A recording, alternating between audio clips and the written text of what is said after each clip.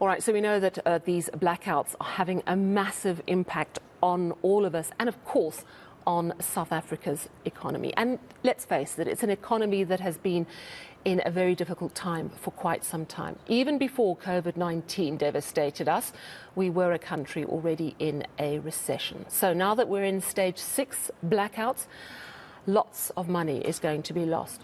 Businesses will suffer, individual families will suffer. Rofhiwa Madzena is in studio with us this evening to break down the cost of the blackouts. Rofhiwa, is it possible to quantify how much stage 6 costs the South African economy?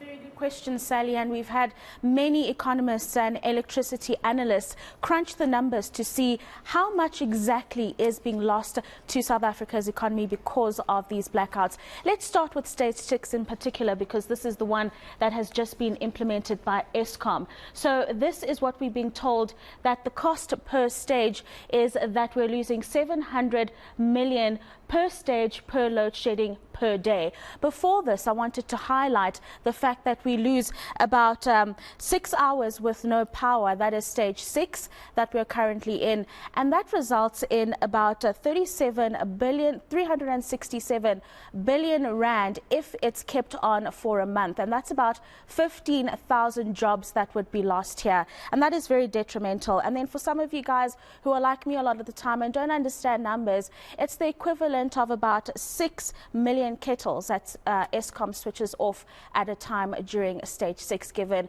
that a kettle is powered by 1 kilowatt of electricity at a time. So that is what we're seeing in terms of the losses per day, and this is actually a very conservative figure, Sally, that we're seeing, that we speak about here.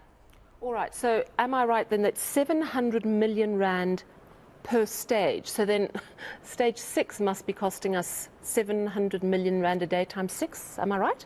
That's right, Sally, and it's no small cost. And of course, one economist indicating earlier on that this could lead to thousands of jobs being lost, jobs that could never come back, because these are critical industries that are being affected here. We're talking about manufacturing, agriculture, mining, who are now actually taking on initiatives to do or to initiate projects like renewable energy. Unfortunately, though, our regulatory environment does not allow us to do so. So here we are seeing that the economic losses, 2019 estimates here, and of course these will be updated as we go through the rest of the year, about 60 to 70 billion rand. Now you'll remember what I said initially is that stage 6 alone for a month will cost our economy over 300 billion.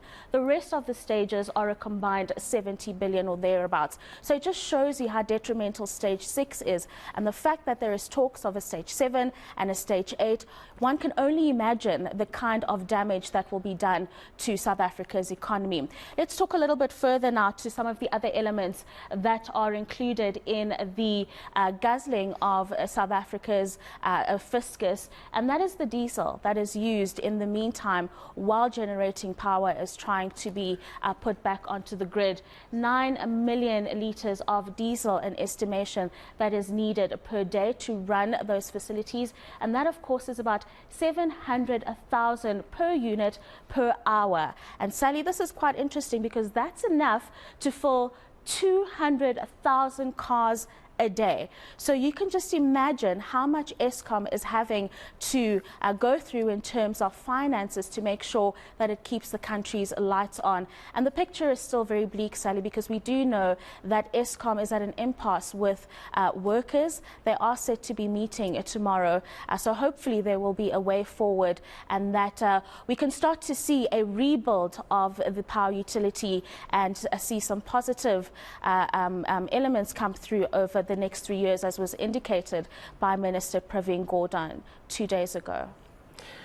I mean, it's quite a startling picture, really. And also we've read in, I think it's Fin24 today, they are reporting that the massive property group Growthpoint is warning customers that they are running out of diesel to power their generators. So if you think of the impact of possibly running out of generators for a big retail centre, and of course we're still going to verify this with Growthpoint, but it is extremely worrying in terms of not only the cost, but if we don't have that diesel to power our generators when the power is out, we've got a really big problem, haven't we?